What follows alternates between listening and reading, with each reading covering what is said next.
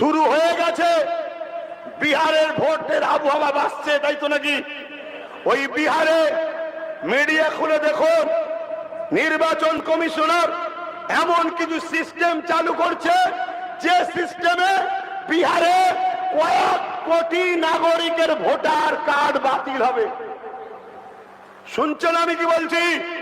অনেক বলেছিলাম আপনাদের ভোটার অধিকার কেড়ে নেওয়া হবে। কালকে আপনি যখন ভোটের লাইনে যাবেন দেখবেন আপনার নাম তালিকাতে নাই। কে আপনি? আমি ফুরফুরাবি। কে আপনি? আমি দেওবন্দি। কে আপনি? আমি অমুক দরবার। কে আপনি? আমি অমুক দরবার। কোন দরবার চলবে না। বলেছি তো নাকি?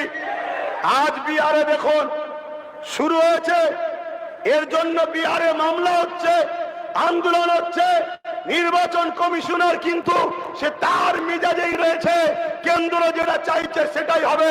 কেন্দ্র তো চাইবে যারা আমাদের সাপোর্ট নয় তাদের বিলগুলো, তাদের নামগুলোকে বাদ দাও, আর যারা আমাদের সাপোর্টার তাদের নামগুলোকে রাখো। তাহলে কয়েক কোটি যদি কেন্দ্র সরকারের বিরুদ্ধে বিহারে যদি ভোটারের নাম বাদ চলে যায়, তাহলে বিহারে আবার তো কেন্দ্র সরকারেরই সরকার হবে। যেমন আমার রাজ্যের নতুন করে একটা কেন্দ্র সরকারের বিজেপি সভাপতি হয়েছে, সে কি বক্তব্য দিল যে বিজেপি তো বাংলায় আসবে, মুসলমানের ভোট ছাড়াই আসবে। কেন বললো এ কথা? তারা দেখলো মাত্র 5% ভোটের ডিস্টেন্স, মাত্র 5% শাসকের সাথে, আর বিজেপি কত পার্সেন্ট?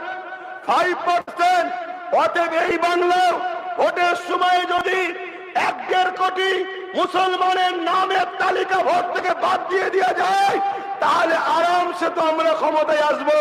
এই গাই জুয়ারিটাকে বন্ধ করার দরকার আছে না? তার জন্য আমাদেরকে সংবিধানকে সামনে নিয়ে সংবিধান বিরোধীদের বিরুদ্ধে শুধু ওয়াকফ নয়, প্রতিটা বিষয়ে আমাদেরকে মাথায় রাখতে হবে।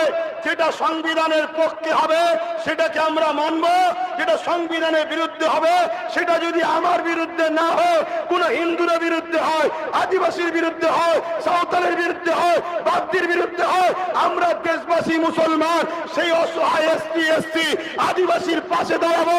সংবিধান বিরোধী কোন আইনকে আমার ভারতবর্ষে হতে দেব না।